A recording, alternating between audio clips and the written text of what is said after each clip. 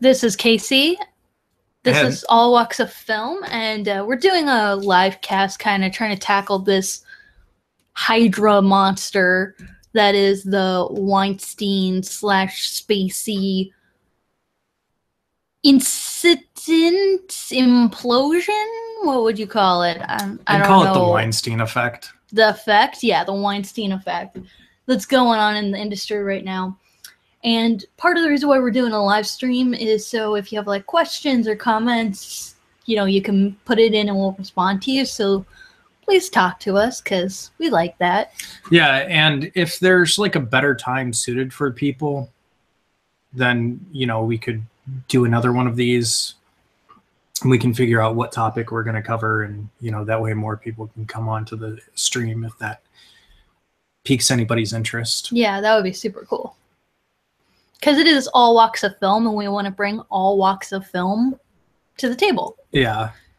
So I wanted to talk about this like right away, but there was so much information coming out, and like, quite frankly, I can't sum it up for all you guys. The story changes every hour. Yeah. And I don't mean to say that it's it's inconsistent. It's just, seems like every hour there's, oh yeah, and by the way, after what we all already knew and already suspected and what everyone said and all the testimony and all of the thoughts and all of the think pieces and all of the articles, also this entire other element that we didn't know about. I'm not sure if that's just the media milking the story for all of its glory, which seems... part of it's media, but so much of this is also social media. Yeah. Which is a different beast, you know? So if you've been living under a rock for, I don't know, the past month, Harvey Weinstein no longer is part of, because he was accused of, at first, sexual harassment, then it turned to sexual assault, and now there are allegations of rape as well. This is really serious shit. And, you know, not only Harvey Weinstein, but like this is coming out about a lot of different people in the industry. And it's slowly coming in about a lot of people, probably the biggest name. Kevin Spacey. Yeah. And I want to clarify real quick. When we say allegations, it's not because there's a sense of doubt or disbelief. It's just, legally speaking, they are allegations right now. Well, yeah, we don't want to be the National Enquirer. We don't want to like throw in, you know, absolute certain of facts. Since it didn't happen to us and since we didn't see it, you know, we're going to call it allegations because, you know, that's as much information as we have. Yeah. I mean, I will say, I personally believe pretty much every single one of these stories, but well, I can't say that it's not an allegation because that's what it is. Well, the patterns are also similar. Right. And I heard because of Casey Affleck getting nominated and then winning the Oscar, and there was some sexual harassment stuff. I personally thought that, you know, compared to other situations, you could kind of see, oh, he was drunk. When she said no, he backed off. It was still fucked up. There was more other stuff going on with the project that I had problems with, but the problem that everybody was getting freaked out about that wasn't as significant as the other issues that were on that project. Well, for me, I mean, we should talk about this because this was really a significant thing when this happened last year. I have very mixed feelings about the Casey Affleck situation, but one of the reasons why I think the reaction to it is bullshit, because I do, is who is Phoenix? Joaquin Phoenix was doing almost all of the same activities in terms of sexual harassment and sexual misconduct on the film set with Casey Affleck. And in a lot of cases, he was doing stuff that had more to do with power. For example, there was a story that came out, and by the way, these stories are taken from the testimonies of the only two of the three, I think, women who were involved in this film. But they said that there was a point where they were in a hotel room and Joaquin Phoenix had hired to come in and perform for them and started like harassing the women, like, why don't you behave like that, or don't you like what you see, or and you know, they were filmmakers, and besides the fact that they felt uncomfortable with there being strippers there anyway, it was this whole thing of like, you know, them being insinuated because they're women that they should be behaving like that, you know. In a situation like that, that's Joaquin Phoenix abusing his power, bringing this entire situation in a public forum with his money. Whereas, you know, like, I'm not saying that excuses Casey Affleck at all, but what I'm saying is, like, nobody was talking shit about Joaquin Phoenix, and he was right there next to him for most of it. So all I'm saying is, if you're going to decry one, you got to decry them both. Yeah. Now, what we are seeing with this Weinstein effect is that actually happening to a certain extent. Mm-hmm. I don't know if that's going to also start including people who are complicit in the situation, like the women who led Harvey Weinstein's clients into... I mean, people, but a lot of them were women. Right. But, you know, essentially guided them to the lion's den, you know, Mm-hmm. and pretty much every article that I've read, you know, talks about like toxic masculinity and all that kind of stuff. And like, what I will say is there's a huge difference between the culture and issues that, you know, males face and, you know, certain cultural norms that males have, I myself included, you know, of course not like that, but like we're talking about predators, and I don't like that language, which I would say to a certain degree is sexist, to essentially just encompass all men into this, you know, category, to, you know, compare, you know, just masculinity to like these guys like Bill Cosby and Harvey Weinstein and all that kind of stuff. That's because you could say to a certain extent their behavior is not masculine.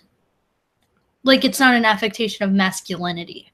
It's an affectation of predatory behavior, like you said. Right. I mean, there's like pursuit of women and all that kind of stuff that you could like throw into this, but this is its own separate beast, and I think it really needs to be handled such. I agree, but you can see so much that from these stories that there is something legitimately disturbing and upsetting about the way that Harvey Weinstein thinks and what he, you know, what he attempts and what he gets away with, and the way that he talks to them and the way that he talks about them and his thought process on women and sex. But even with his power and his abilities and his, how do you say, his influence, he's one dude. And what disturbs me even more than everything he did is the fact that he does have a team of people fully aware of what he's helping bring these women. Because to a certain extent, there are so many of these situations where without the third party involved, nothing would have happened. Yeah. I mean, not in every single case by any means. And I'm not saying that in the cases where that isn't the case, that it's the victim's fault at all. That's not what I'm trying to say. But what I am trying to say is that people feel a safety in numbers. You know, and when, especially, you know, you hear these stories where it's like the woman is supposed to be going to a meeting and she's talking to a receptionist, you know, and things are following a professional protocol. And then the receptionist says, "Oh, you need to go to Harvey Weinstein's bedroom." Like, that's normal. Like, that's like he would, for example, call Steven Seagal and tell Steven Seagal to come to his bedroom. And I did use Steven Seagal as a specific example because he's another person where these allegations against him make him seem like a very disturbing, predatory individual. But that's exactly my point, is, you know, you have the receptionists who say, "Oh, you need to go to their bedroom." You have the drivers who refused to bring the car around and leave. You know, you have the women agents who bring the talent to the hotel and talk them into going to the meeting, and then say, oh, you just need to go talk to him and it's fine. And then when she insists, hey, I won't go in there alone.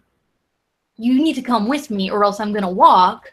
And then the woman the driver goes with her to the room, and Harvey Weinstein gets pissed in his bathrobe with like a dinner for two laid out, and clear, from what we can tell from all these stories, like a clear implication of exactly what he has in mind. And the driver who works for him, who brought the woman to him, saying, yep, I'm aware of this situation. I know what's going on. I was trying to do this. I was trying to facilitate this. That's so much more disturbing. Yeah, and I mean, the Weinstein had so much power. I mean, the fact that he could make and break people's careers. And he did over these things. Yeah, I mean, Gwyneth Paltrow was one of the first people's names to pop up, and, not to sound crass or rude or anything like that, but back when she won the Oscar, I was a bit surprised. I didn't think the performance was, but, whatever. But given the circumstances around that, you could see that, there was an exchange of favors that possibly led to that happening, how he was like influencing the Oscars and all that kind of stuff. Same thing goes with, people that refused his advances, like Rose McGowan, who was dating Robert Rodriguez at the time. There was this whole thing where she was essentially banned from many movies because of this. And, like Harvey Weinstein had so much power over the industry that he could like even cross companies. And it wasn't even just his victims. There's a story that came out that one of the women who was abused by Harvey Weinstein had told a male friend of hers about it. And when one of his other friends said that she was going on a date with Harvey Weinstein, he warned her, hey, you need to watch out for him. He's dangerous. He's predatory. Just be careful and watch yourself. Well, then that woman told Harvey Weinstein that she was told this. And he got a call the next morning from Harvey Weinstein saying that he's never going to work in the industry again. Yeah, I know that Harvey Weinstein made threats to Brad Pitt when he made advances to Angelina Jolie.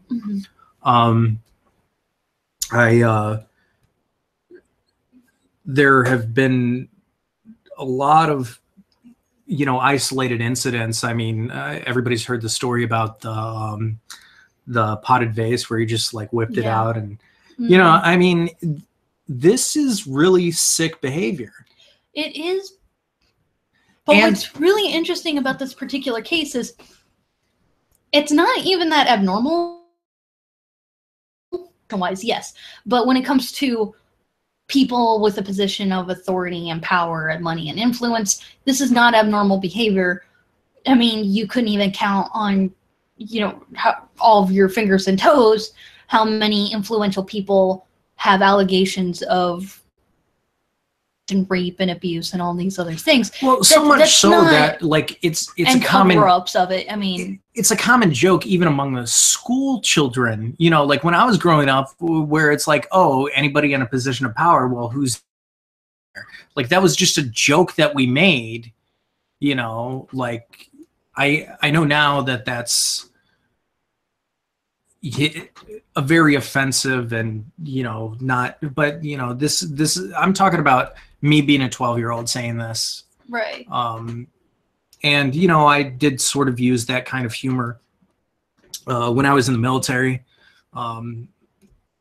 It's kind of you blend into your environment, and you say things that aren't really appropriate, and I admit that I was probably wrong, but I did it.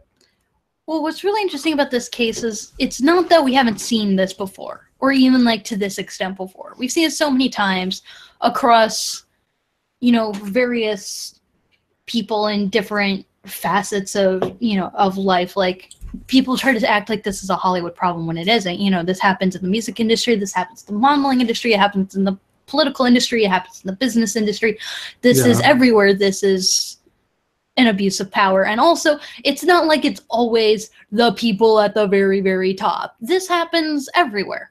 Anytime somebody has a modicum of, you know, power and authority and a very, very sick predatory mindset, they can be in this position where they can get away with doing this over and over and over again. You know, Harvey Weinstein obviously can make or break your career, but the principal at your school could get you expelled or write you a bad recommendation so you can't get into college.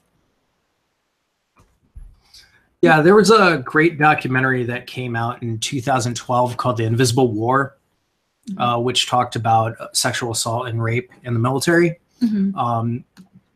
And it was really fascinating to see. They gave both male and female accounts in this documentary. One thing that I think is, you know, if there's a silver lining to anything, the fact that two different types of predators were outed, so that, you know, in this situation, it can't only be seen as men are the perpetrators, women are the victims, because we see that all the time. We see this idea that, you know, women are innocent victims and men are the perpetrators. And, you know, while it still doesn't take away the obvious fact that more guys, you know, commit these acts than women, the sexual spectrum is a little bit more variant than that when it comes to victims. Right, and it definitely does a lot to discredit male victims too. Right. One of the things that was interesting about the Kevin Spacey incident was he illustrated a very damning myth of homosexuals, which unfortunately there are a lot of people who try to link homosexuality with pedophilia. Mostly religious fundamentalists. Not fundamentalists. I should say maybe religious extremists. I mean, I would say just flat out conservatives. Like, I'm not trying to like throw conservatives under the bus here. No, but it is a very bizarre specific thing of equating homophobia with pedophilia. Yeah. And it's not very common, but it's very disturbing and really weird. Yeah. I mean, and then Kevin Spacey specifically chose this moment in time to, even though there were rumors and it was kind of one of those open secret things, to be like, oh, by the way, guys, I'm out. Isn't that great? I don't think a lot of people fell for that, honestly. Oh, yeah. Immediately when I read that, I was just like, it was such a dick move to do that. But this is what I was trying to get at with this situation. What is really singular and bizarre about the incident with Weinstein is, with all of these allegations and all of these testimonies and a lot of people coming out and being like, oh, even I knew specifically what didn't say anything, which honestly, I commend people who do that, who do come clean and say, yeah, I was fucked up and I'm so sorry, but in reality, yeah, these people are telling the truth, you know, and trying to corroborate and do it right now, you know. Well, yeah, and it's a scary situation because, like, if you say anything, then you're put in a situation where nothing will probably happen, and then you're just putting your career on the line as well. Right, and, which is, you know, that person can also fall. So it's like, how many people are going to fall for, you know, you speaking out on, you know, that's why it's stayed quiet for so long, exactly. But what is really singular about this is there was actually a fallout and a punishment for it, which almost never happens.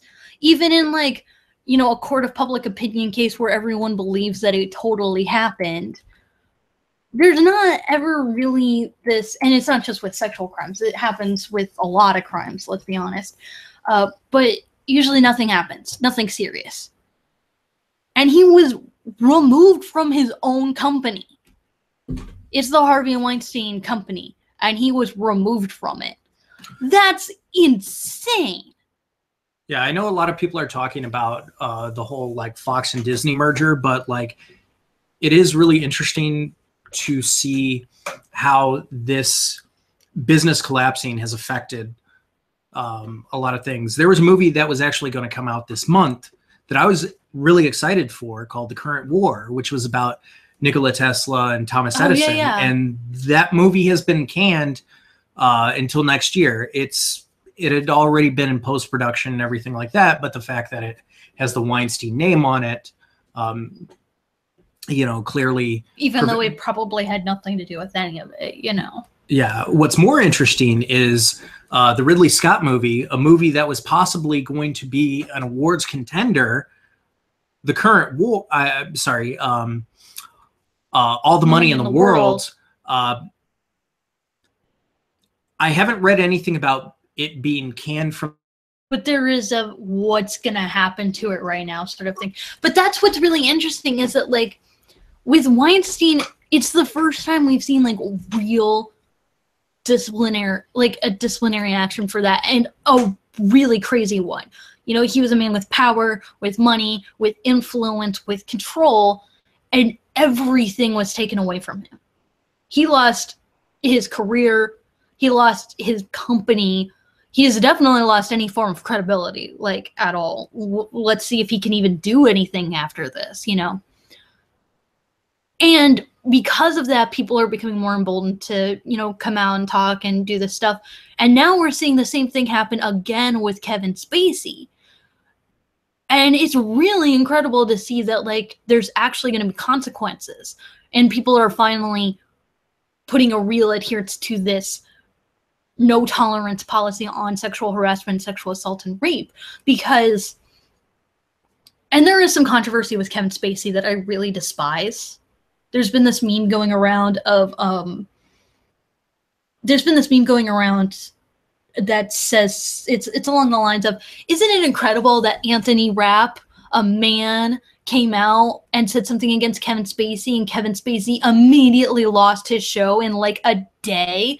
But all of these women had to come out against Bill Cosby and Weinstein, and that happened for like decades and decades with nothing happening. Why don't we believe women the same way we believe men, huh? And that's really disingenuous, but also really factually inaccurate, because besides the fact that the Kevin Spacey thing, I guarantee you, is only happening because of the Weinstein effect. And the reason why I'm saying this is because there have been a lot of allegations of sexual misconduct and groping and harassment and assault on set. And there is no way people on set didn't know, and they only just now heard Anthony Rapp and are only just now becoming aware that, oh, well, we thought Kevin Spacey was an A+ guy, would never do such a... There's no way they didn't know that he was sticking his hands down crew members' pants and things like that. Like, there's no way. They're only just now doing a no-tolerance policy. Well, yeah, and he was doing it to the people at the very bottom, like production assistants and stuff. I mean, hell, I've been a production assistant on projects. So, like, it is one of those jobs where it's like literally at the bottom of the totem pole when it comes to... I've heard a lot of crew members say they won't work on Kevin Spacey productions.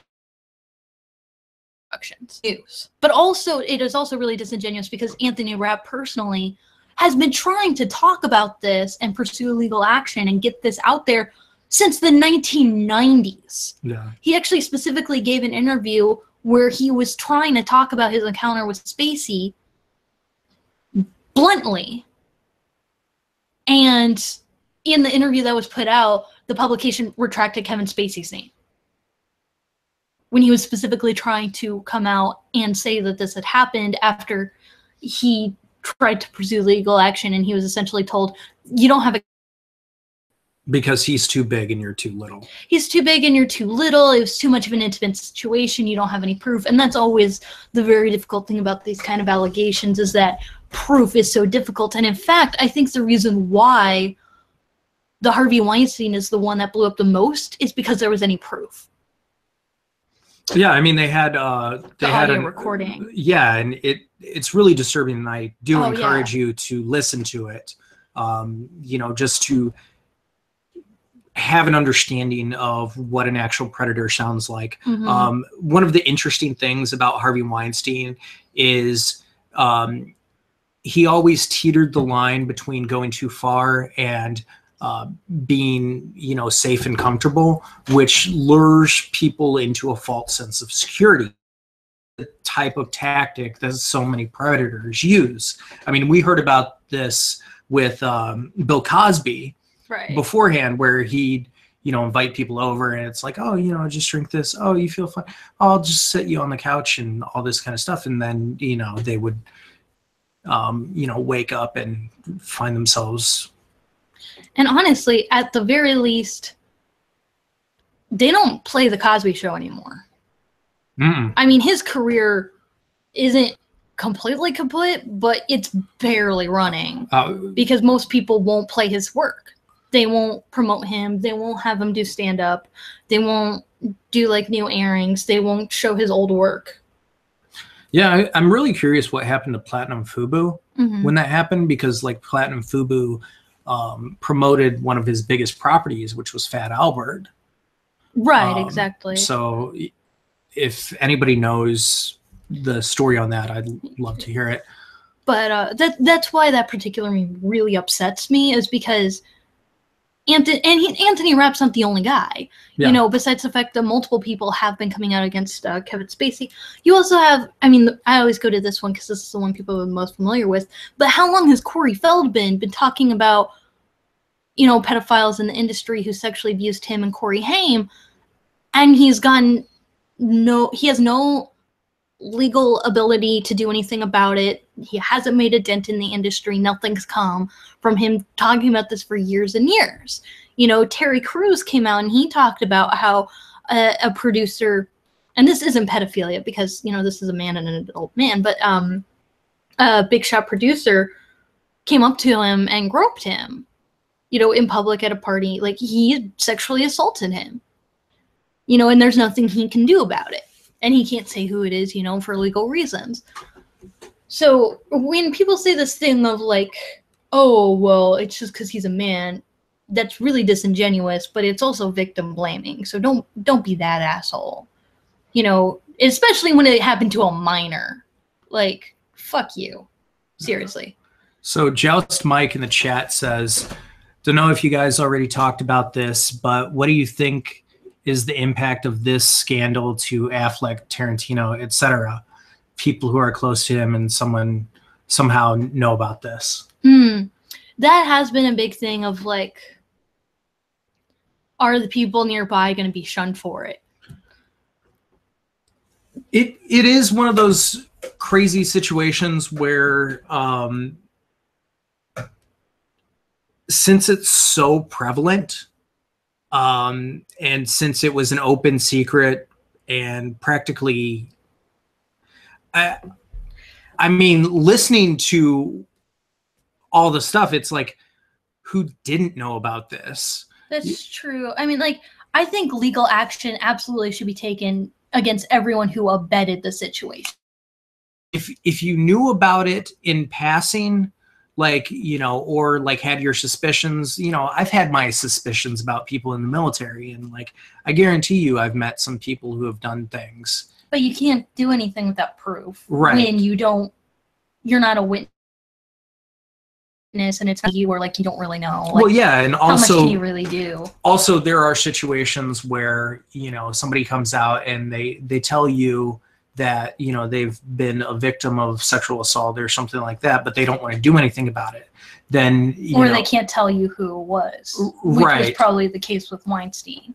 Oh, yeah, because, I mean,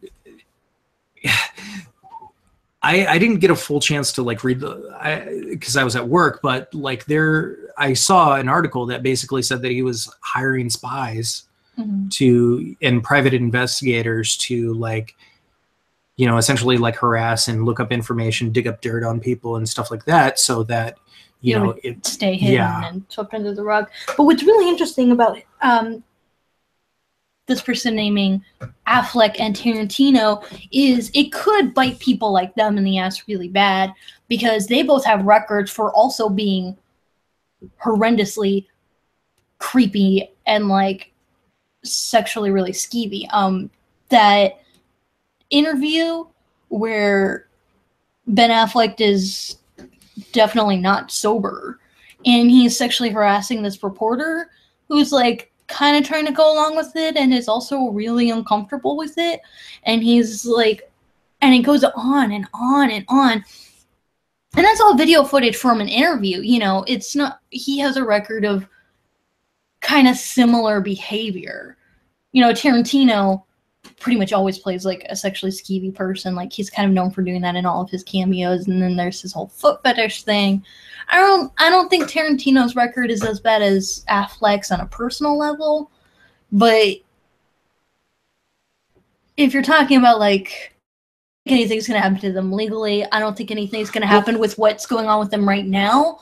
But in the court of public opinion, I think that these could be pretty big blows to their career down the line. So, just as a counter to this, I read today that Ben Affleck is going to be donating all of his residuals that he's getting from Miramax to like women victims of like sexual abuse and stuff. Because he saw Kevin Smith do it first? Probably.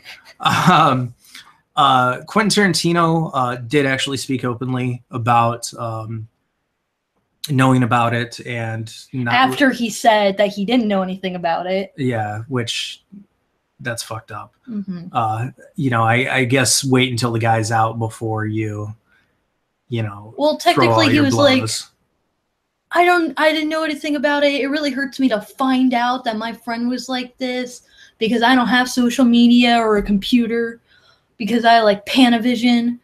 So give me a few days to like think about it. And then he came out and he was like, no, I totally knew that this guy who I just said a couple days ago is a dear friend of mine was like totally doing this shit. Yeah, I mean, like, it's uncomfortable because, like, at least for me, I mean, I've seen situations and, you know, I've spoken up, you know, when my friends have done stuff. Because, yeah, I remember when I was out in public in Japan, my buddy randomly slapped a girl in the ass. This wasn't at a bar, which is not to say that it would be appropriate at a bar, but, like, he just did it, like, randomly. And I looked at him and I was like, dude, what the fuck? You know, I mean, it was just, like, one of those situations. And I just, like, and he tried to act like it was all cool. And I was like, no, dude, it's not. Like, what the hell came up? Like, what are you thinking? You know, but that's one of those situations where you can't fucking ditch somebody because, like, you're in the military. You're, like, obligated to, like, be with them during the whole time. So, you know, I couldn't, like, ditch him, but, like, at the same time, it's like, dude. So, yeah, I mean, I feel guilty that I didn't go further to, like, see if the woman was okay and all that kind of stuff. So, like, that's on me. But, like, I was mostly, like, trying to talk to him to get him to stop. Right. So, you know, I do think that it's very interesting that, you know, it's something that can be spread industry-wide, you know, with people that are interested in film. I would say that the music industry definitely needs to look into it. The modeling industry definitely needs to look into it because... Well, you can't forget about all those politicians. Well, yeah. People want to go straight to... But, dude, we've got Bill H.W. Bush. You mean George H.W. David Copperfield?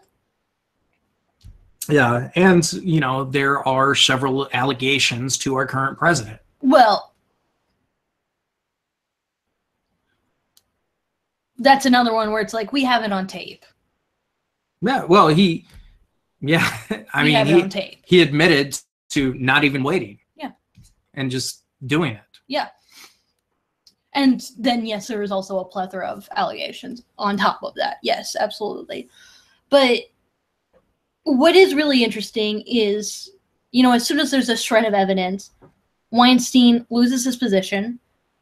The unfortunate part of this is definitely going to be the fallout of the Weinstein Company because obviously, Harvey Weinstein aside, the Harvey Weinstein Film Company is a really good company that makes really great films, which is a big part of what covered his ass for so long. But now the problem is that this is going to hurt a lot of the people on the bottom. Yeah, it's going to allow Disney to monopolize everything even more. Well, the problem is that right now there's going to be a lot of people who work for that studio. I'm not talking about executive producers. I'm not talking about bigwigs. I'm talking about people who depend on work as a PA, or who do production assistants, or people who are writers, or people who are editing, or people who are working on publication, or, small fry, who suddenly are not going to have a job and don't know when they're going to get a job and have to start looking for other work and dealing with not being paid in the meantime. Because some fucker at the top is sick in the head and finally had some sort of retribution, Well, yeah, I read, I think it was either today or yesterday, an article that said that 2,000 jobs are going to be lost because of House of Cards going. That's what I'm saying, is like things like that. That's insane for one show. And to be fair, we don't know if House of Cards is going yet or not. We know 100% Kevin Spacey is not on the, he's done. I mean, but honestly, they're talking about you could replace the actor off. You could replace the actor with a different character and then kill him off, or do something. There's some talks about the show continuing without Spacey. Well, yeah, I haven't watched to this point, but I did hear that the show is kind of positioning Claire Underwood as, I'm surprised it's not going to be Robin Wright, though, because, partly because she's Claire Underwood is. Oh, sorry. Yeah. I don't know. I only knew that the actress. I didn't know the character name. Sorry.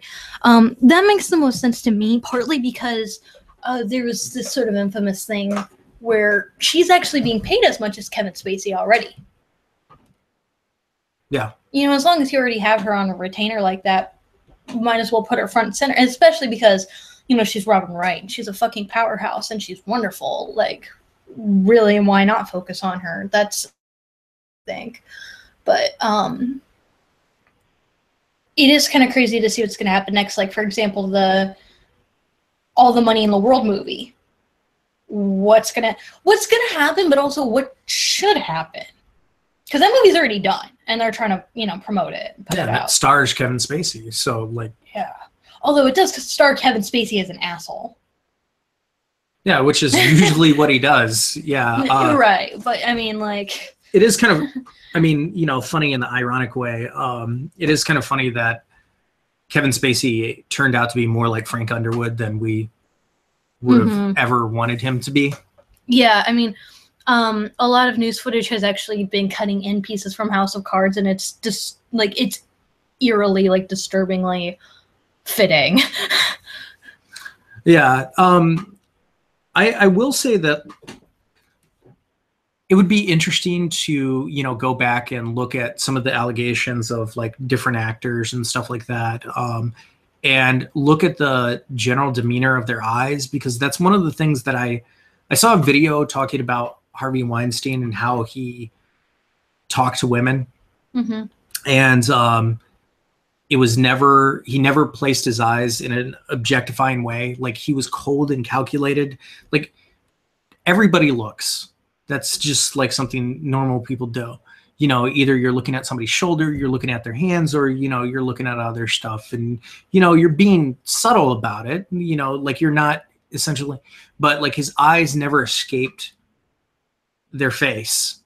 It's creepy. Right. He was cold and calculated.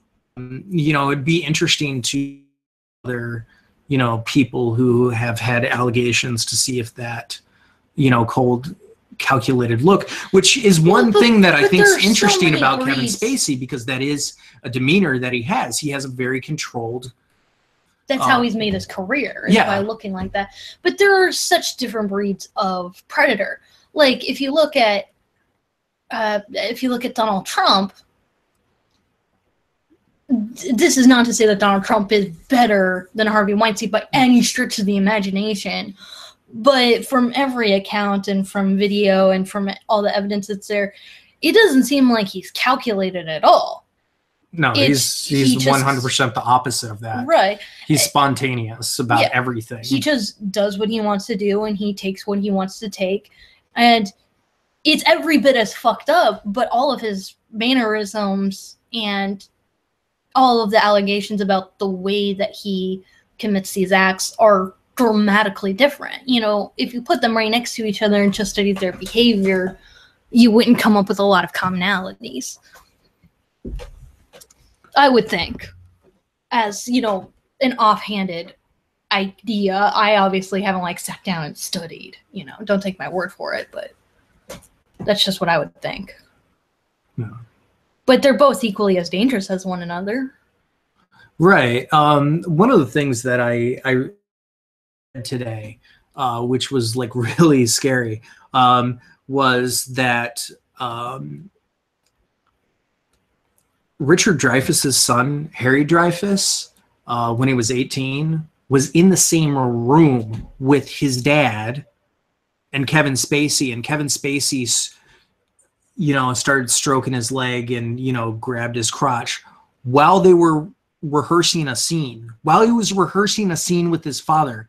And he was too scared to say anything because he knew how his father was going to respond if that happened. And he knew what it meant to him, and basically he didn't want to ruin his career. He didn't want to ruin his father's career, and that's why he didn't say anything. And that's such a huge burden to put on a kid. I mean, that's too much to put on. He was 18, but yeah, still. He's a kid still, you know, and he's in front of his dad. But, I mean, it's too much of a burden to put on anybody, but that is such a disturbing line of thought. There's another man who came forward who said sort of something similar. He was on a production, a Broadway production with Kevin Spacey, and they had bonded a lot, and he really liked talking to Kevin Spacey, but then they were backstage one day, and Spacey was stroking his leg, and he felt really uncomfortable, and fortunately for him, his parents believed him when he was upset by the situation and took him out of that situation, but that did also effectively end his entire career. Yeah. Yeah, I mean, and I do want to emphasize more and more that, like, you know, this isn't just Hollywood. Yes, there's a spotlight on it, but, like, I've seen, you know, some posts by conservative types that go, oh, liberals, look at that. And it's like, you guys had Roger Ailes and Bill O'Reilly, okay? Like, seriously, don't try to make that argument. Predators are predators. There's no politics behind that. Mm-hmm. Absolutely. It's just, I think they've been hearing that on their side for so long that they're like, see, it can also happen to liberals, but it's like, no shit, Sherlock. Assholes are assholes. No, I mean, look at the stuff about Bill Clinton, Mm-hmm. you know, and whether or not those stories are true, the allegations are there, and it was a different time. You know, if it was this time those allegations came out, I guarantee you the response would be different. No, well, maybe if it was exactly at this time, exactly right now, but it's not as if the resurgence of any of that information was hurting Hillary Clinton's campaign, partly because it was already in the toilet, but, you know. Right. Also, she isn't Bill Clinton. She isn't Bill Clinton, but she did call all of the women who alleged assault against him bimbos. And then Chelsea Clinton specifically came out during the election and said that everything having to do with those allegations was just a distraction. And for the campaign of first woman president, feminist move, to have somebody who will actively hurt women in a very real way. Well, yeah, and but it also didn't help that she was wildly unpopular anyway. But you know. Yeah, and that's the kind of just rhetoric that's used often to brush this under the rug. Oh, this is just a distraction. Oh, this is just a smear. You know, don't you know that you'll be? But those are people's lives. It is, but you know, in the United States, at least right now, the class divide means everything. It's very true. The rich can do whatever the hell they want, and the poor people, if they step out of line for anything, they get the boot handed to them. I mean, it's not only that. In America, we do have this really, and by America, I don't mean American people, because I do still have faith in a great majority of the American people, but there is this really odd policy and media twist that like favors individualism while also ignoring harsh realities that happen to individuals. Like when you look at the fact that Sandy Hook couldn't do anything to alter gun laws at all. I mean, to be fair, pretty much no mass shooting has affected gun control in any particular way. Last year, there were only 2 slight addendums to gun control laws that were rather minor and were only statewide, like in 2 separate states, pretty much since Sandy Hook. And that's like, we have such this fixation on children and protecting children that when it's like, oh, a plethora of children can be murdered and nothing's going to be done to change it or fix it. That is the kind of society we live in that makes the Weinstein effect so shocking. Well, I mean, we did have this sort of blowout back in the early 2000s, which unfortunately 9/11 did a lot to make it not as explosive as it was. And believe you me, it was explosive. The whole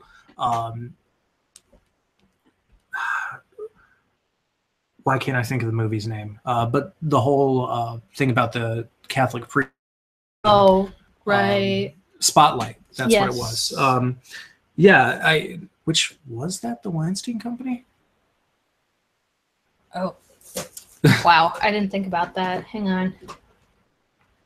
I'll look that up now.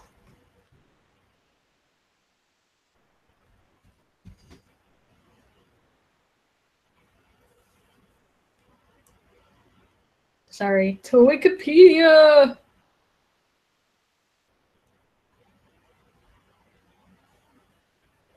Sorry, It is kind of one of those things that like you kind of have to know right away. Right. No. Participant Media, First Look Media, Anonymous Content, Rockland House Productions, and Spotlight Films, distributed by Open Road Films. So no. Yeah, but that's a smaller company. Like usually there's like a bigger umbrella company that produces it. Not in this case, no. It was Open Road Films. Okay. That's it. So no.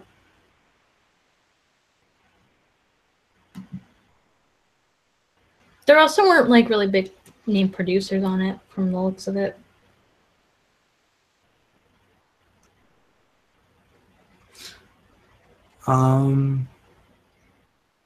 Well, Disney and Warner Brothers helped in its distribution. Sorry, Universal Studios, but okay, gotcha. Universal because usually Studios released it for home entertainment, but right. And what usually happens is a small production company will make that, and then no, that seems to be very unrelated to what we're talking about, though. Okay. So sorry about that. No, it's okay, but no connection to Weinstein or Spacey. Yeah, I do think that this is going to. I mean, this is one of those game changers. I do think that it is going to open the door for more female filmmakers, whether or not, it's the ones that we want. But I do think that, given that there I don't know if be, that's going to be the case, though, considering how many women were involved in situations. Well, that'll be really interesting because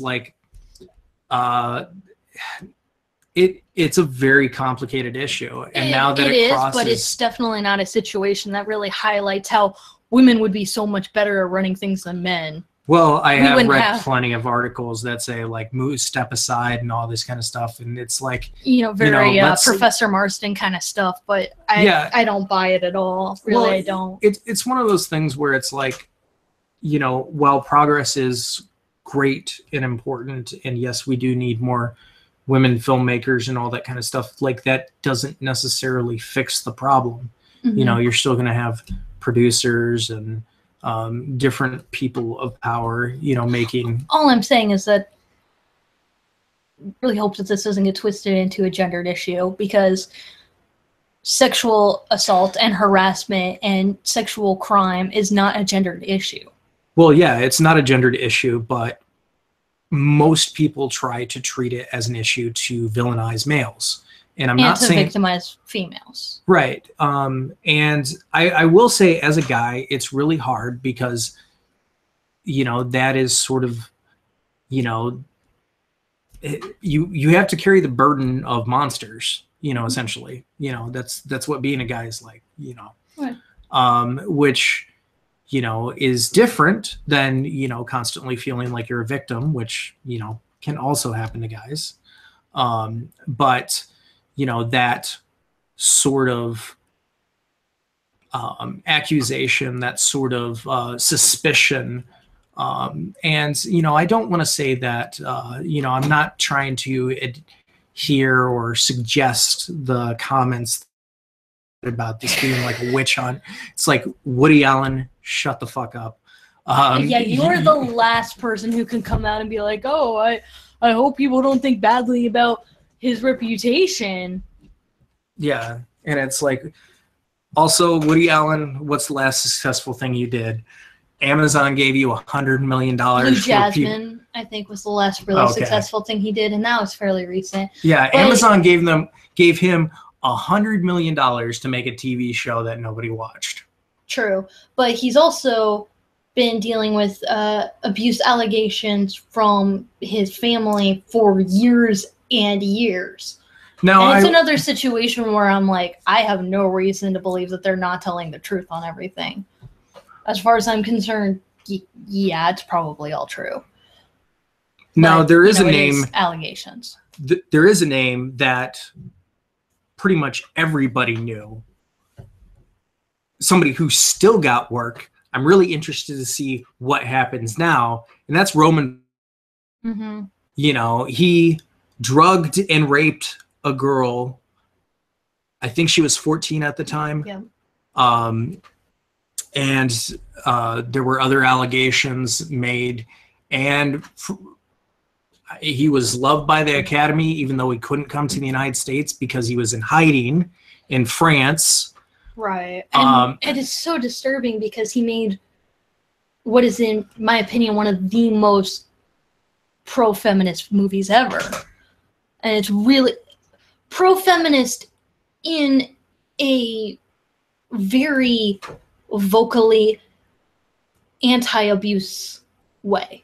Like, watching Rosemary's Baby, there is so much stuff that's unpacking the social not the social context, but the historical context of domestic abuse and sexual abuse against women. That, like, it makes it so much more abhorrent. And who created that is also completely capable of doing those kinds of actions. You're talking about Rosemary's Baby, right? Yes, I am talking about Rosemary's Baby, yes. Gotcha. Because at the time that movie came out, it was still legal for a husband to rape his wife. And in a case with a lot of domestic abuse, there's not a lot you could do because it was considered your responsibility because you married them. There was a case that came out a little bit before Rosemary's Baby where a woman called the police because she was being abused by her husband. And the police came, saw that she was being abused, but said that, it's your husband. He left, and the man broke her neck and paralyzed her from the neck down. Jesus. You know, and Rosemary's Baby has so much stuff that's about the horror of that situation, of being in that sort of situation where society looks at you and says, well, that's your familial situation. Everything's fine. You know, and then to see somebody with that kind of understanding turn around and do something like that is some of the most disturbing level of thought that I can imagine. Yeah. But then there is, you know, that does bring up a certain thing of separating the art from the artist. There are cases where you can't do that, like the second Birth of a Nation. You know, there was a lot of stuff going in before that movie of the producer or the writer director, star, had allegations. Yes, that's what I meant. Writer / director / star. Had allegations of rape, and the woman who accused him of rape had murdered herself. And it sounds so sorry. I know it's not murder. I feel like in that situation, when you're being driven to it because of abuse, it is almost like that, like a murder. Okay. That's personally how I feel. You know, there was all this talk about it, and there was even one of the women who starred in the movie, who was a rape victim in the movie, said she didn't know anything about it until after filming was over, and she felt so horrible she wished she could take it back and never do it. Because she felt so horrible about working with him once she found that out. But then, you know, it's like, well, this is supposed to be an important work of art, and this is about, you know, this is about really important race issues, and, you know, you call yourself Birth of a Nation, you're clearly trying to say something really provocative and political. So I still went in and I was like, you know, it's one of those things where maybe you got to separate the art from the artist. But then that movie was entirely about his attitudes towards women and rape. And he made one of the, you know, sexist, most revolting pieces of crap ever. But also it was all about trying to excuse himself from these rape allegations. Like, he turned the whole movie into that. So you have situations like that where you can't do that. You can't. And we made a podcast and a video on that. Right, so, because there's a lot to unpack in those. But yeah. But so there are cases like that where you just can't do it. But then, you know, it brings into question something like all the money in the world. Well, where does that land you? Yeah, I mean, that's one of those ones where it's like, unfortunately, you know, it has been pulled from festivals. It's still slated. Last time I checked on IMDb, it's still slated to release December 22nd, I believe. But things get pushed back even a few days before they're supposed to come out. Well, so yeah, that could always change. look at Silence, that got pushed back, and you know, that's possibly what will happen to the movie. Like, it will get like a really weird, awkward release. Do you think? Or they might. I mean, I'd be hard pressed to see if Netflix picked it up, but true. I mean, it's really odd trying to come up with how to talk. Actually, you know what? You specifically even asked me, is it morally wrong to keep watching House of Cards, knowing that this came out? My answer was no, it's not, because you didn't know about that when you were first watching it, and now the show has completely cut Kevin Spacey out of it. So, first of all, you're not rewarding Kevin Spacey's behavior in any way. You're not giving him any money. But also you're rewarding the show for taking the moral high ground in that situation by continuing to support them even without Kevin Spacey. Yeah, but like at the same time, you know, I still would feel a little guilty just because, you know, it seems that there were several people that were complicit with the That's whole true. thing. Like, there's no way nobody knew that wasn't going on the whole time. Yeah, That's I true. mean, there's a big problem with open secrets, and this is definitely one of those. You know, I'm sure that in the months following, we're going to hear a lot more explosive details. I don't know if Corey Feldman is actually going to start naming more names. He did name one, and I don't know the validity of that. I do know that there was a case of sexual assault what was his name? The director of the X-Men movies, Bryan Singer, yeah. Who, interestingly enough, worked with Kevin Spacey on The Usual Suspects. Mm-hmm. Yeah, it all gets really upsetting. So Nostalgia Fan has a question. He says, what do you think of how they are treating Kevin Spacey, who plays the fictional president, compared to Trump? Right, there is that whole joke of we hold the fictional president more accountable than the actual president. I will say, I think that everything happening to Spacey now is because of Weinstein. Mm-hmm. Happening now because that happened. I truly feel like, you know, it is kind of one of those things where with Donald Trump, there's, okay, Donald Trump is really, really hard to unpack because he's not popular. Mm. He isn't. He didn't win the popular vote. Since he has been president, his approval rating has gone down at least 10 points in every single state in the 50 states. He is not a popular person. And even while he was running, even a lot of his supporters were decrying his actions. You know, Tomi Lahren, of all people, said that she was disgusted by his grab him by the pussy comments. And she thought that that was disrespectful. And she, you know, she abhorred it. And she thought it was awful. And she thought it was misogynistic. And then, of course, she goes on to say, but he's the better candidate, blah, blah, blah, blah. You know, there's all this other stuff. And the reality is that Donald Trump won because he cheated harder. He didn't win because we let him win. Let's be honest. A lot of it is the Republican side cheated harder than the Democratic side, and they both cheated a lot. But I will say things might be different, actually, if, like, you know, an alternate universe timeline, the Weinstein effect happened before the presidency, and especially if it happened before the end of the primaries, where the RNC might have actually taken action to take him out of the running before he was elected. Yeah, I mean, I could actually see that happening in a post-Weinstein world. Yeah, it'll be really interesting come 2020 if, you know, he makes it that long and we don't have Mike Pence as president, you know, which is certainly a possibility right now. Mm-hmm. You know, whether it be resignation, whether it be impeachment, like it would probably... Or let's face it, an assassination attempt. I am not promoting an assassination attempt. I'm just saying, historically speaking, it's happened to some presidents. And none of them have been conservative, to my knowledge. That is very true, but we are seeing violence against conservative politicians this past year. 2 of them, you know.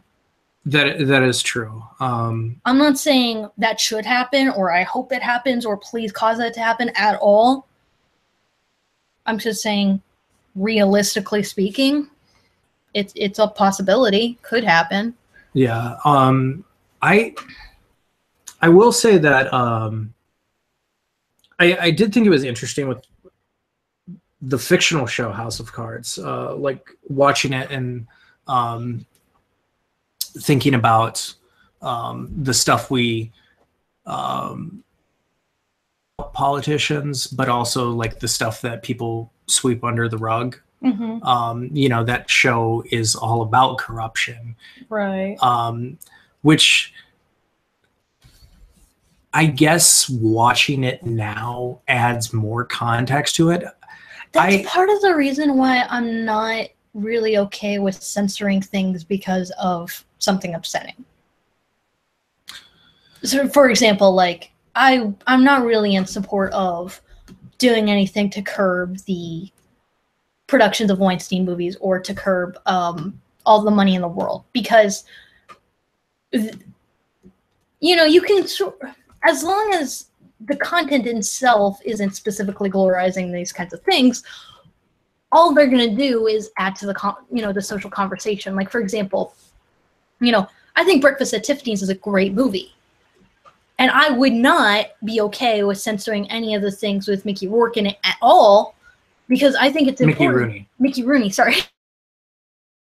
Sorry, Mickey Rooney at all, because I think that it's very important that we look at that and say every time we see it that, you know, I'm not okay with doing a Mickey Rooney-less Breakfast at Tiffany's. In the same way, I'm not really okay with the idea of, you know, oh, don't watch Rosemary's Baby because Roman Polanski's real life, you know. But I do think it is important to say, oh, and by the way, this, and this. Yeah, I know that there were a couple actors that got in trouble with pedophilia the principal in Ferris Bueller's Day Off, right? Who's been in Howard the Duck. Yeah, he was also in Amadeus. He's been in a ton of stuff, and was like Howard the Duck in Alien Encounter as well, and you know, was ousted as, you know, molesting children and, you know, in possession of child pornography. By the way, the reason why I keep bringing up Howard the Duck is because Howard the Duck was already a fucked up situation, because for those of you who don't know, the actor inside Howard the Duck was 13. So if that interspecies human duck alien, you know, love fest scene wasn't already sickening enough, that was also an adult with a child. Yeah. His name is Jeffrey Jones, by the way. The kid inside Howard the Duck? The 13-year-old? Oh, no. The actor, the ginger dude, yeah. Yeah. Sorry. I know that the father in Nostalgia for Them said that movie was god-awful. Howard the Duck? Yeah. Howard the Duck! And that scene was, like, super disturbing. Well, yes, but also, like, if that theme song didn't tip you off as to how awful it was going to be, there was nothing to save you. Although, I mean, I know a lot of people point this out as shocking, but I actually kind of like the duck boob scenes because, like, image of a woman masturbating, you know, and just doing things for herself. It would be interesting. That's a joke. That's a joke. It would be interesting to see them actually try to make another Howard the Duck movie. I mean, to be fair, it is kind of one of those things where, like, Howard the Duck has as much to do with the source material as The Mask did. You know what I mean? Like, but I don't know. To be honest, duck tits, woohoo! Yeah, but to be fair, like, I wasn't really a fan of the Howard the Duck cameo from Guardians of the Galaxy. I didn't feel like that was really faithful to the comics either, and I thought the design was god awful, and it really wasn't very funny. I kind of liked it. I'm sorry, I did. That's fine. I'm just saying, I personally, I would like it at some point, maybe even as a TV show, honestly. But my experience with Howard the Duck is the comics, so I don't really. That's what I'm saying. Is like I feel like even in his little cameo wasn't very close to the comics, so it would be cool to see a comic series. Well, what are you gonna? Duck looks just like Donald the Duck. Well, that was actually a legal point of contention, actually, with Howard the Duck. Yeah. The creator was sued because he looked too much like Donald Duck. And they had to do, like, some stuff to change it. Actually, this is a big part of the reason why there was only that one movie. There's a lot of legal issues around the Howard the Duck character. So it's kind of like the Hulk, where it's like, can he really get his own movie? He probably can, because it's owned by Disney now. No, but, like, the Hulk still can't. Yeah, but no, like, Guardians of the Galaxy probably owns that property. No, they don't. I mean, Marvel Studios probably owns that property. Howard the Duck? Yeah. Like I said, there's a huge legal battle. It's a lot like the Hulk. Okay. Where, like, multiple people own it at this point, so, like... Anyway. And Spider-Man? Yeah, you know what I mean? It's kind of like that, where it's so sticky. Anyway, not the point. Not the point. So, that was our discussion of the Weinstein effect. And the Spacey effect. I mean, I think that Spacey's just the beginning. What's really interesting about this is I feel like this is going to create actual change in the world. Yeah. I really do. I hope so. And I hope that this isn't just an entertainment industry thing, although that's a good start. but I hope that this permeates far outside of Hollywood, because this is not a Hollywood problem. Trend D's by Sony Studios more than Fox. Yeah, I agree. Can they kick? Yeah, only if they fire Amy Pascal, please. Oh God, Amy Pascal. Why are you still working? Because she had a good resume at one point. She's like the production version of Sofia Coppola. It's like, oh yeah, you did like 2 awesome things like almost 30 years ago. And your daddy makes wine and made a couple amazing movies like 40 years ago. Mm-hmm. I have a very low opinion of both Sofia Coppola and Amy Pascal, but probably a lot more so of Amy Pascal, quite honestly. Well, yeah, she greenlit the Emoji Movie. Well, yeah, she greenlit the Emoji Movie, but also everything about Ghostbusters. And to be fair to her and Paul Feig, they did not want to make a Ghostbusters movie, and it shows. Yeah, they just wanted to make that glass ceiling movie, and they made Ghostbusters as a compromise. All right. Amy Pascal has been involved with pretty much every bad Sony movie that's come out, though, and there have been very few good Sony movies. So, Sony has not come out, not been involved with, like with Homecoming, you know, there's some like kind of crossovers, but Sony has not actually come out and distributed a financially successful movie in like the past 3 years. And I think All the Money in the World was a Sony movie. Oh, was it really? Oh. Only Sony? Yeah, I think it was like their Oscar frontrunner. Well, then maybe it's for the best if it gets curbed. Yeah. I don't really think that politically, but like, it's got a Sony stamp on it. Yeah, it was Sony TriStar. Yeah, but that's TriStar. It was a joint conglomerate movie. No, but that's a joint conglomerate movie. That's not a Sony movie.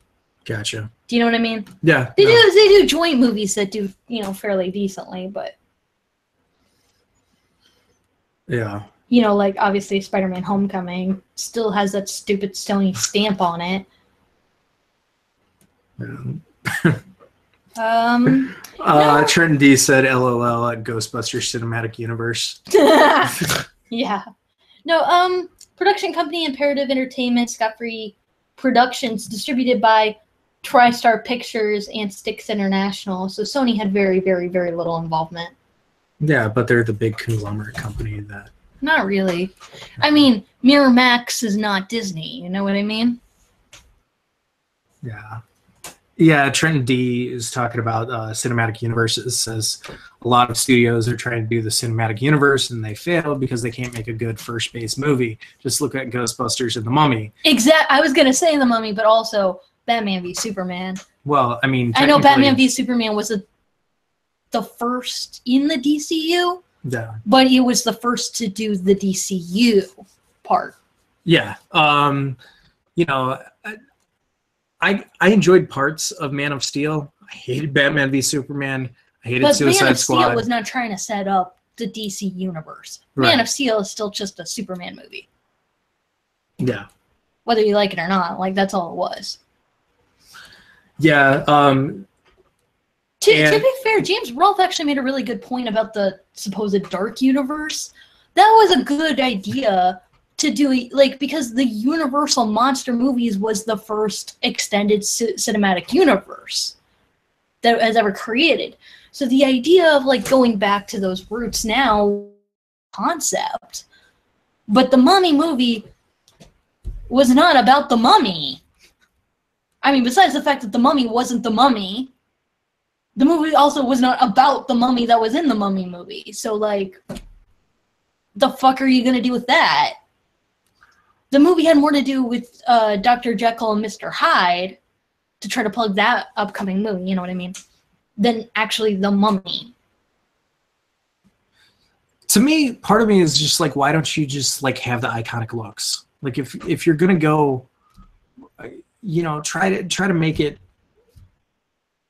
look like the old Universal movies, so you can like harken back to nostalgia. Hell, this is the nostalgia era Make it look like the old movies. You know how many people would eat that shit up? If you made like jokes and references and Easter eggs and all that kind of stuff to the old Universal movies, maybe throw in some of the Hammer movies, you know, maybe even throw some of the shitty ones with Robert De Niro and all that kind of stuff up. I mean, I honestly think it would be cute even if you reference movies that were inspired by it. Like, if you're not going to do a Frankenstein movie because there have been so many bad Frankenstein movies recently, but it would be funny if there was a Frankenstein movie and you saw Sparky in it somewhere. Yeah, that would be cool. You know, something like that. That would be cute, you know. Yeah.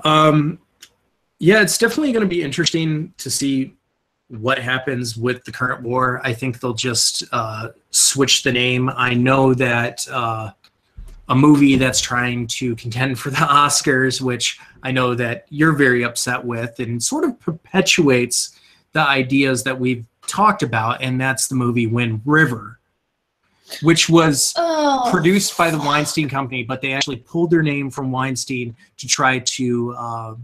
Dude, if the Weinstein effect pulls that out of any contention of getting any attention at the Oscars,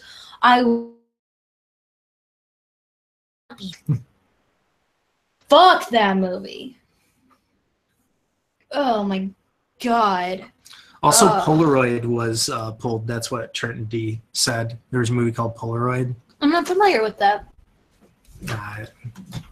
And by the way, the reason why I say fuck Wind River is because, besides the fact that it entirely falls apart in the third act because it has to spoon feed you a black-white morality tale that doesn't actually make any coherent sense in the movie, it also is it's entirely about victimizing Native American women. Yeah. In a very exploitative way. Like, it's disturbing, and it's really upsetting to see it get appraisal for being entirely centered around that. That's not like a minor nitpick in the movie. That is the tentpole of the movie, is based around victimizing Native American women who are identityless and agentless for the sake of, oh, aren't you a progressive white man? Wonderful. Yeah. You're so understanding. Faux progressivism. I think if more people said that, there would be less contention. Isn't it like what's the phrase for it now? Like white knighting? Mick progressivism? I'll have a Mick progressive, please. Yeah. I'll take it with Wind River sauce. All right, so do you have any final thoughts or ideas where you would like? I mean, I will say this is all very disturbing. Yeah. I'm not saying it's a little difficult for me to say this because I don't want to give this impression of like we shouldn't talk about this because of like snowflake nonsense, but like seeing all of these stories come out, it's literally giving me nightmares. And I'm not saying, oh, that's wrong.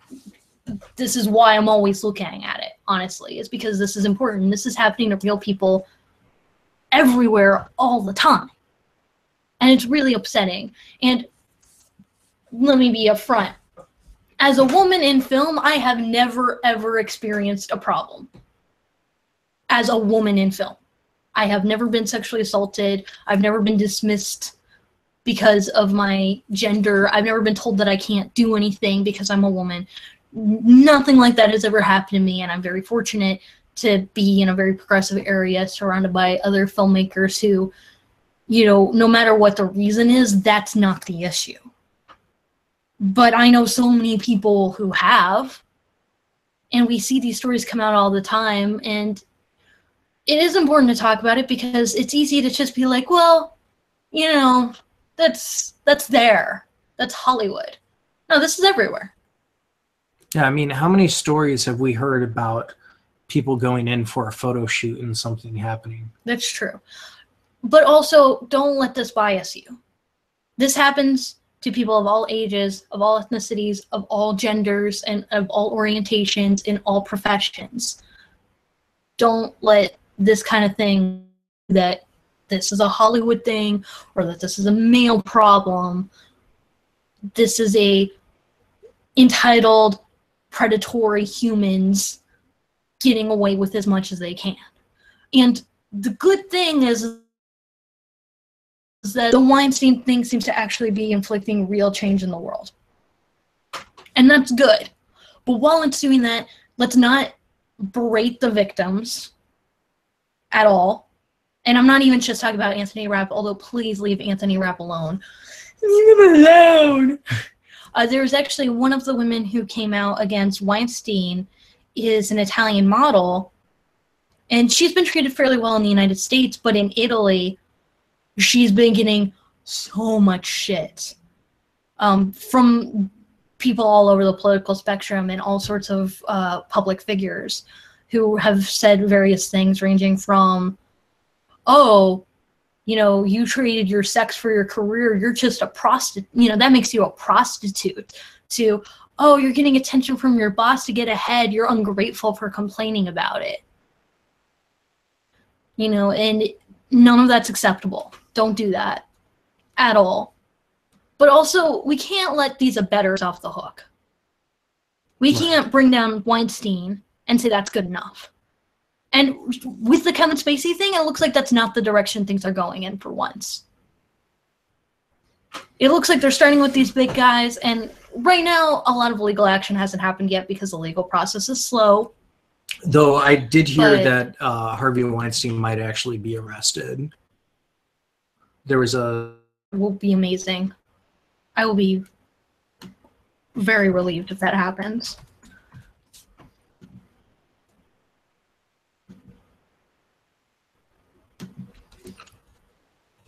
But, and also, I don't want to say blindly listen and believe no matter what. I personally do believe all of these accounts, but there are some things where you have to say, I don't know, I couldn't tell you, or there are some cases where it's just like, no, I'm sorry. You have to use some logical reasoning. Like, for example, I hate to bring this up, but like, I did start looking into some of these allegations against Louis C.K. because there were some allegations of sexual misconduct from him and him like masturbating in front of women and being really creepy. But from everything I read, nobody said that that happened to them. He was working on as a producer on a show where that was an event that happened on the show. Like, he wasn't like filmed in it or anything as far as I know. But from what I hear, a lot of people who are uncomfortable around him are saying, I heard allegations that that could happen, but I haven't heard anybody actually say that that happened. And I could be wrong. But from what I've seen, I don't know anyone who says, I know someone that happened to, or that happened to me, or anything like that. So I'm not sure about that. And if that's true, that's disturbing. Yeah, that's not acceptable. But, you know, it's a certain thing of, I'm not saying blindly listen and believe, but you gotta be open to it. Because it happens everywhere, all the time. And I'm not saying that to spread fear, but it's the truth. The truth is you never know who's going to do something like that. I adore Lars von Trier as a director. I love his films. He is a fucked up human being, and I don't like him as a person. You know, yeah, you never know. Like, oh, I sympathize with Hitler, you know. Oh, it's to a certain point, like with stuff like that, I'm kind of like, are you just trying to be like Milo Yiannopoulos right now and just like troll people? But I mean, he's done a shit ton of other things that are, you know, rather abhorrent. Although there are other things that like we just sort of like laugh at, like the whole Jared Leto on Suicide Squad. Yeah, no, that's sexual harassment. How it is, and people just like sort of laugh it off or say like, "Oh, that's gross." No, that's criminal. Yeah, like providing used condoms and like anal beads and dead rats, things like that. There's this famous story about how Amanda the woman who plays Amanda Waller, Viola Davis, told him to fuck off or else she'd have her husband kick his ass, you know. We kind of go like, haha, that's funny. And to a certain extent, a lot of that was played up for publicity. And a lot of that was just Jared Leto being up his own ass. Mm-hmm. But I'm really hoping that we're at a point post-Weinstein now where maybe, like, if something like that were to happen again, where method actors like, what, I'm being method, it's going to be like, no, you're being fired.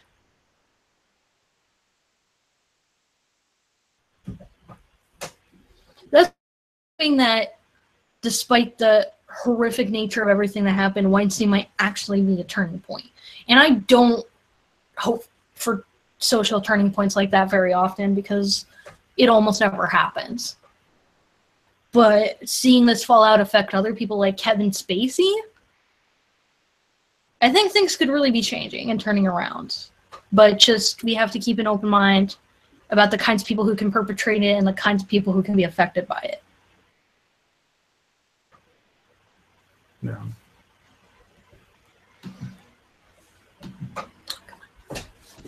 So pretty much, yeah, nostalgia fan, he isn't the Joker. Well, no, I mean, like, there's a reason why he won't even watch his own damn movie. I guarantee he's seen it, and he's so fucking embarrassed by it, he pretends like he hasn't. Yeah. We can call him what is it? We can call him Gino, Joker in name only. What I will say, you know, my take on this whole situation is it is a very complicated situation because there are probably a lot of big people involved, people that if we heard the names of, we would possibly be even more shocked than the two names that we've heard so far.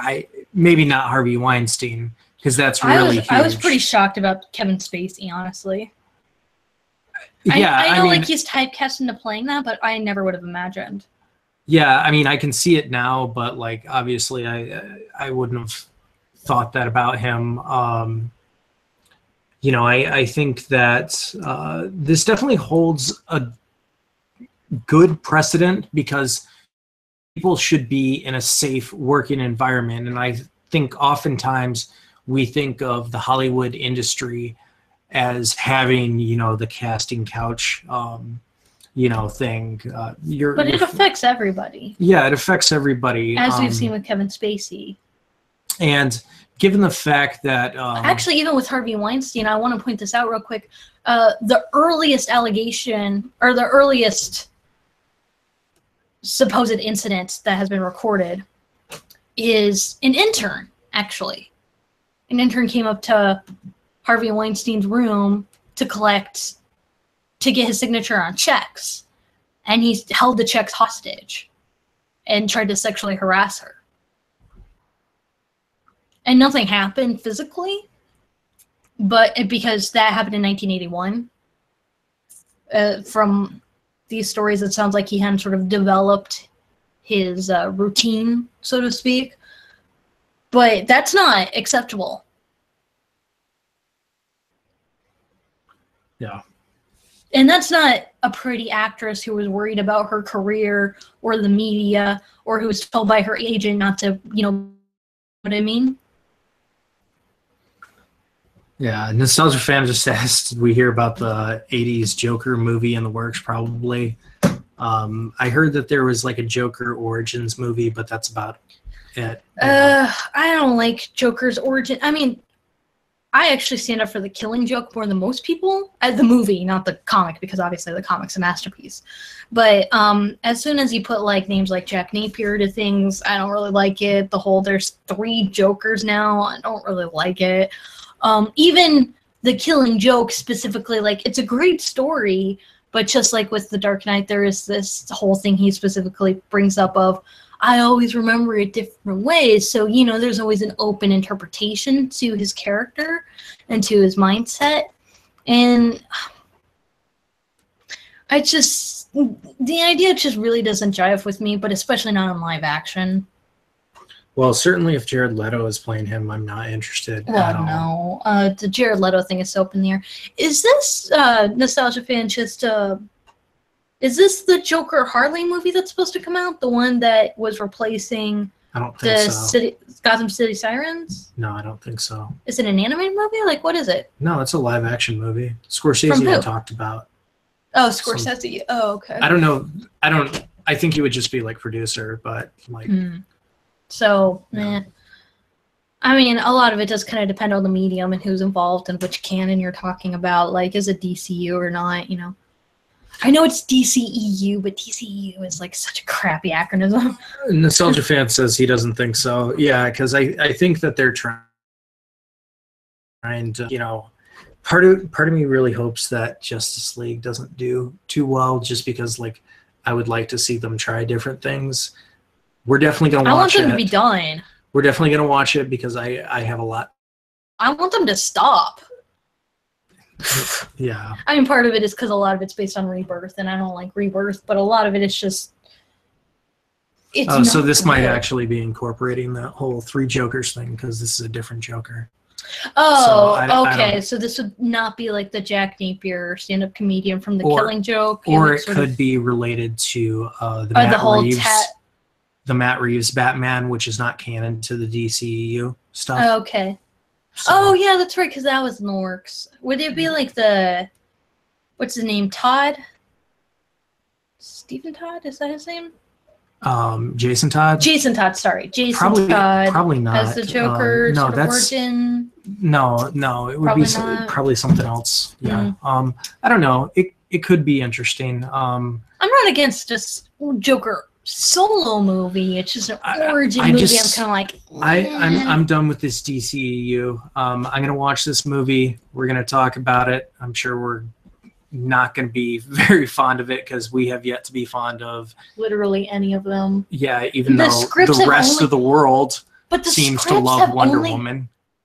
The scripts have only gotten worse and worse. Wonder Woman is not the worst movie, but it's the worst script. Yeah. And then they completely scratched the only movie I was excited about, which this is what kills me about the whole, you should love Wonder Woman because it's progressive.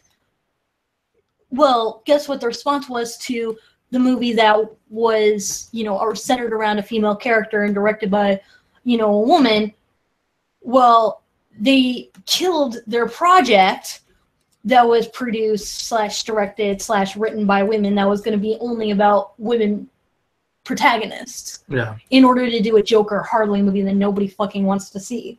Yeah. So no, I'm not going to give Wonder Woman any accolades on that front because it's not encouraging them to go in the right direction. And we're going to get a better movie with Captain Marvel anyway. So.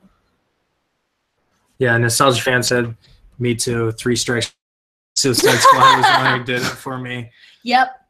Yeah. Dude, Nostalgia Fan, I had to watch that movie twice, and to get through it a second time, I literally had to get drunk. And there were certain points where I literally couldn't look at the screen. I was just like, oh, this part's coming up, okay, no. Yeah. I can't, I literally can't watch Harley on a stripper pole while Joker talks about the passion of his loins. I can't do it again. Yeah. All right. So that being said, getting back to the whole Harvey Weinstein. Sorry, it's fun to actually talk about fun things when we talked about really serious, upsetting things for a while. Yeah.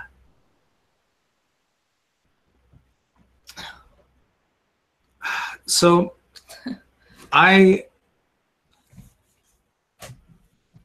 do think it's important that people should feel safe in the workplace, and I know that there are rumors and stuff that, Hollywood runs things differently, and, I know that job security is a joke in Hollywood.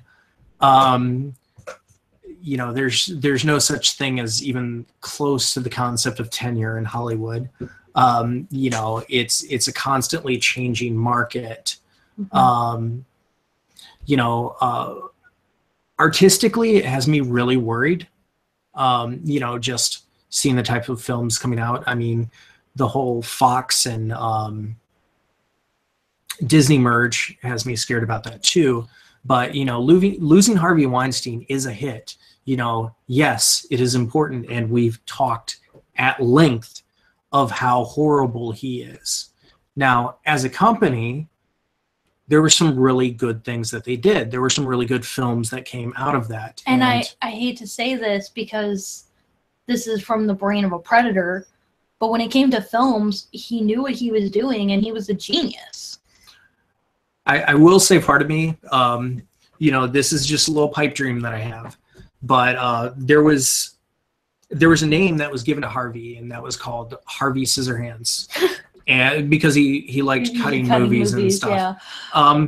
Part of me hopes that the filmmakers get access to their films again, bring out the original cut of films. Oh, that possibly. Would be nice. Like, yeah. That I think could be a fun silver lining. Scissor hand free cut. Yeah. But yeah, more names are going to come out, guaranteed. More Absolutely. Names are coming out daily.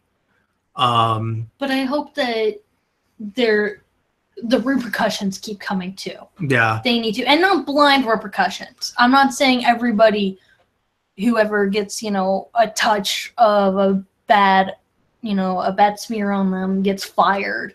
But it does need to become a zero tolerance policy, and it does need to be taken this seriously.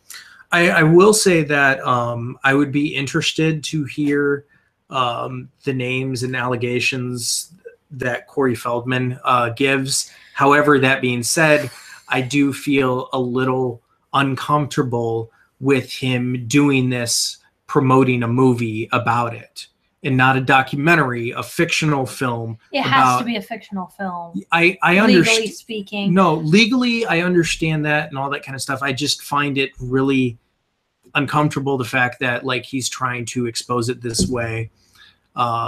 It to a certain extent, maybe I would need to look into his arguments a little bit more.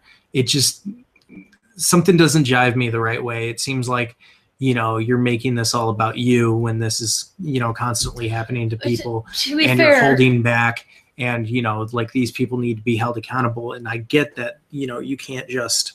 But here's the thing.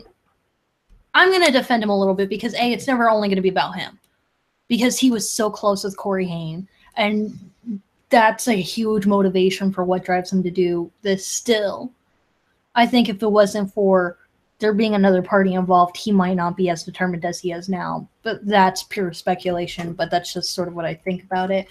But the other thing, too, is this might be the only way he can legally name names. Because there are plenty of times where you see people, you know, in the media and you know who it is. Like, for example, in South Park, Mr. Garrison is Trump. They're not going to say Trump. They're going to say Hillary Clinton because nothing's going to happen. But they're not going to say Trump because as soon as they say Trump, oh, you're going to get the tweets, you're going to get problems, you're going to get, like, legal issues, you're going to get slander. And, I mean, it's not like South Park hasn't been sued before or had legal issues. I mean, they would have said Trump, except they didn't think he was going to be president, so they made him Mr. Garrison, and now they... I don't think that in the South Park game, spoilers, hide your ears for 5 seconds if you haven't seen it, Mitch Connor is also Trump. You know, but there's a thing where you can always tell who they're supposed to be, even if it's not being named. So legally speaking, this might be, for example, like Penn and Teller's bullshit. They actually have this whole disclaimer about the reason why it's called bullshit is because they can't say that the people that they're debunking are frauds, or that they're being fraudulent, or that their products don't work, or say anything in legal terms, because they will be sued up the asshole for slander or character assassination, even with proof. But if you say that what they're doing is bullshit, that's a legal free zone. So to be fair, this literally, and he's been talking for years, how can I do this legally? Because he's been dying to talk about this for forever. He wants to name names, and he's trying to, like, give implications and give hints and try to warn people, hey, if you know who I'm talking about, take this seriously.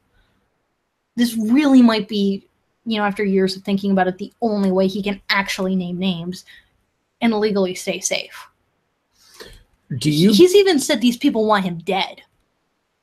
Well, yeah, I mean... That's serious. I mean, well, at least in his mind. Well, I know this is not, directly related, but you're familiar with the Panama Papers that came out back in... And then the Paradise Papers that just came out. A couple of people that... one person who was involved in the leak of the Panama Papers was in a mysterious car explosion. So, yeah, stuff... that is a fear to have with people this powerful. Yeah, especially if your dad isn't Jackie Chan.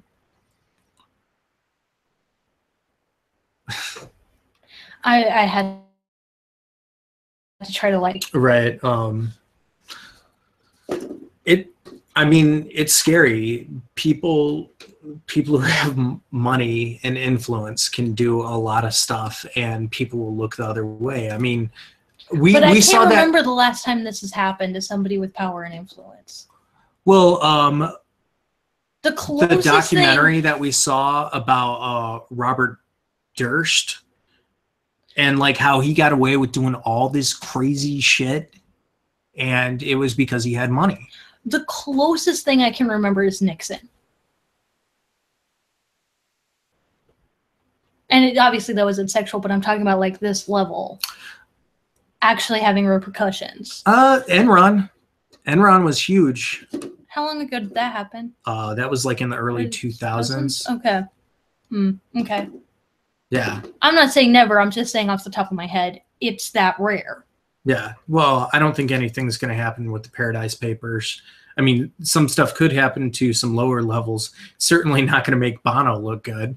Well, because Bono has been looking so great lately. People just love Bono nowadays. Yeah, but getting back to the issue, I think that there will be new rules put in place. Whether or not people adhere to those rules, whether or not things go back to normal. I don't think things are going to go back to normal because there's always going to be the fear of suspicion. I do think, unfortunately, there are going to be people that are going to try to slander people on false allegations. That's always going to be a case, and that's always going to be something to look out for. Yeah, and that's why the court of public opinion be higher than the court of law.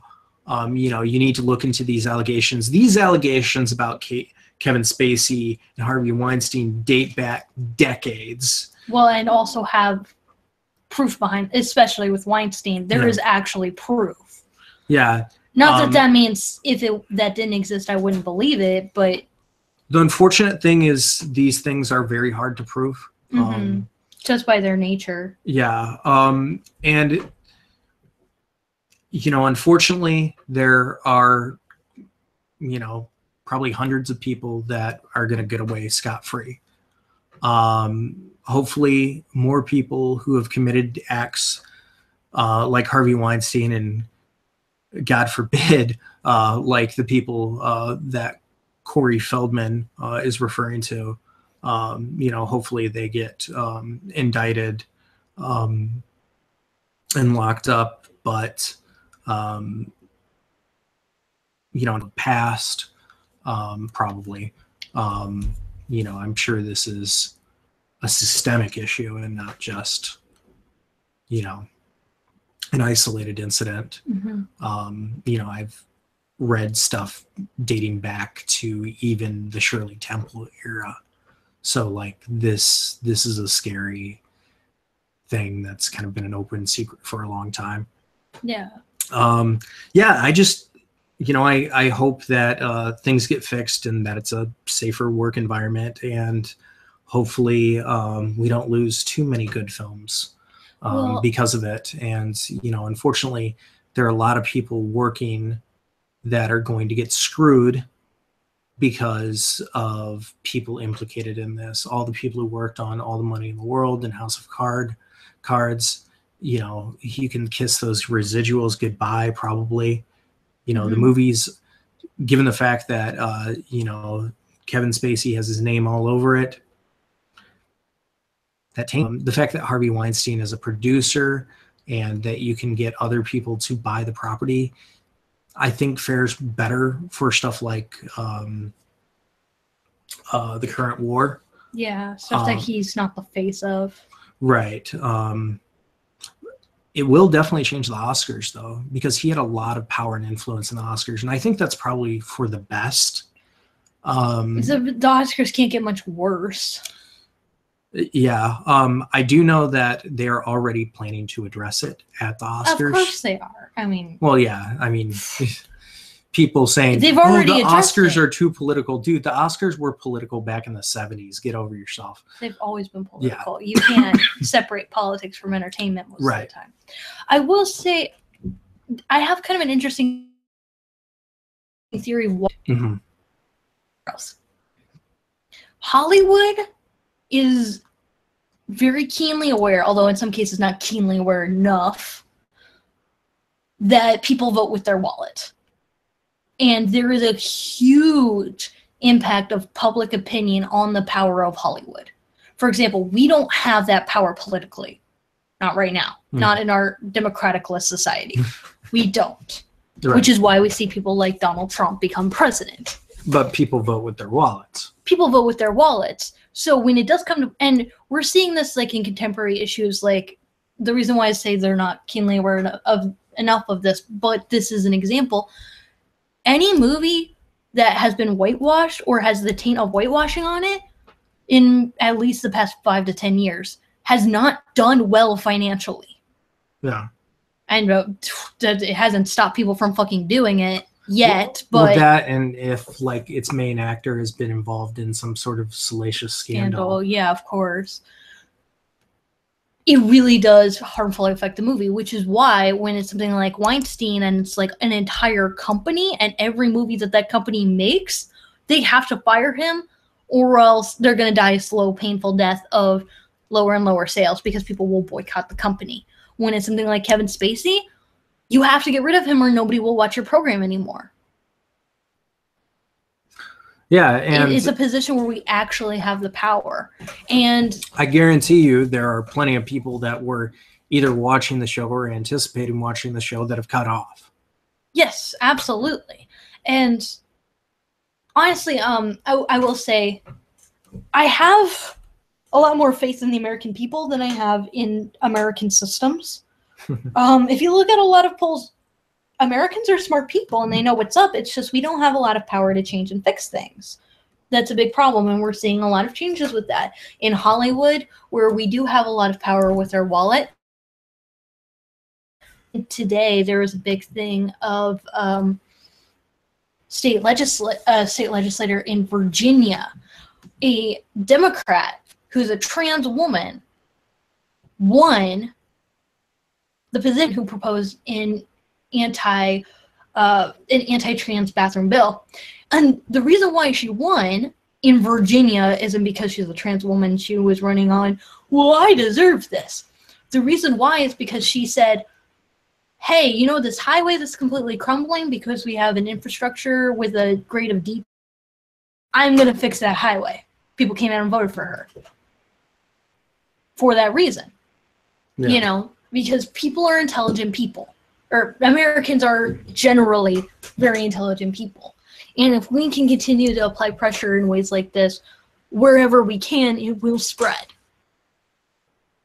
So, I mean, attempt to be conscious with what you buy. It's part of the reason why I have a hard time with the DCUs, because I'm like, I don't want to buy that. I want to tell them no. And I know it's just me, but when a bunch of people do it, it sends a message across. Even with Transformers, you know, what happened right before Transformers 5, Michael Bay said, oh, it doesn't matter because people will buy it no matter what. And guess what? Transformers 5, first performing Transformers movie financially. So where's the announcement for Transformers 6? I guarantee there will be, but like, Isn't win. Travis Knight working on a Bumblebee movie? A Bumblebee movie, but that's not Transformers 6, and that's not the same thing, and that was already kind of where's the new installment? Okay. That was already in pre-production by the time Transformers 5 had come out. Like, I'm not saying it's going to stop all in all, but they might not have a 6 or a 7. I don't know if it still keeps on doing well in China. It might. It might, but maybe it won't happen in America. And we can interesting to see that. Yeah, so let us know what you think about this whole Weinstein / Spacey / Hollywood effect, and what you would like to see in the future be done about it. I think it's time for them certainly to do a policy change, and draw a line in the sand and say, hey, not anymore. Right. Whether or not that will happen, I don't know. I'm sure that unfortunately things will get a little bit for victims and stuff. Yeah. Because, predators have their tactics, and if there's a pressure on them, they will try different tactics. So, that's something to be aware of. I will also say, please, for the love of God, or what your situation is, please, please, please, if you're hearing this and this has any sway over you, don't come forward with anything that is false or that I'm not going to say you're not sure is false, because that's not what I'm trying to say. And I'm not saying, like, for something like Me Too, don't say things because you don't think it's serious enough. Or even in general, I'm not saying don't report it because you don't think it's serious enough. Just don't be one of those people who makes things up to get attention, and I think there are very, very, very few people like that in the world. I don't think that's most people. But it does exist. There are reported cases of false allegations because somebody wanted attention.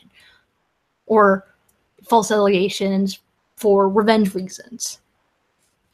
Please realize how much you're hurting actual people when you do that. Yeah. Not just the people that you're falsely accusing, but everybody who is actually trying to move forward with what's going on with themselves.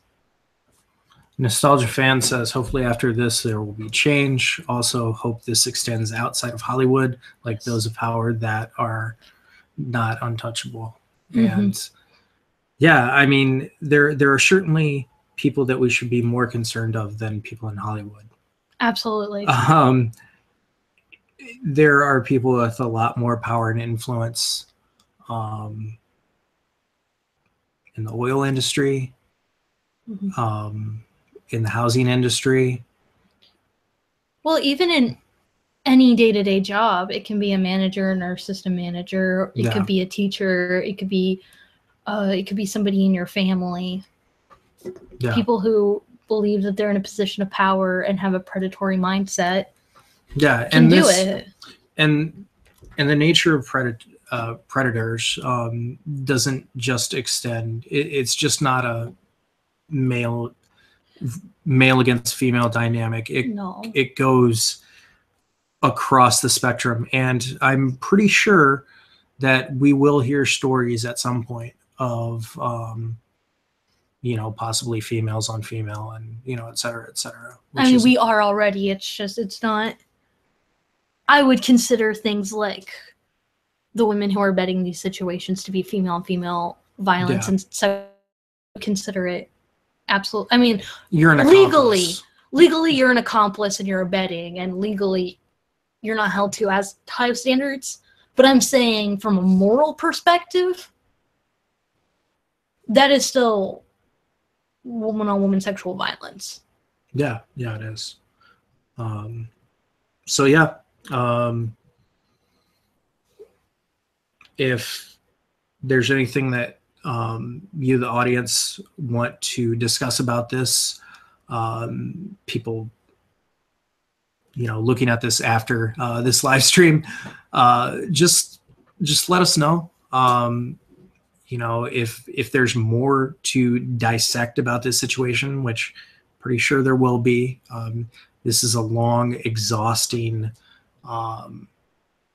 expose that's going to touch a lot of avenues. Yeah, and as emotionally and traumatically draining as it is, I hope it keeps going. Yeah. And I hope that the American public hold on to it, because unfortunately, and especially with the media more than anything else, there is such a tendency to like, oh, it's a month old, we're going to drop it, we're going to run out of attention. And I really hope that doesn't happen in this case. Yeah. So that's our discussion, and thanks for listening. And if you want us to have like sort of a random movie chats, sort of a freestyle live stream, let us know. And especially if you could be like, by the way, certain time, maybe. Probably not. We'll probably have to announce it in advance because different times work differently for everyone, but it's really interact one-on-one and chat with everybody about just what comes to mind. Yeah. So thanks for listening.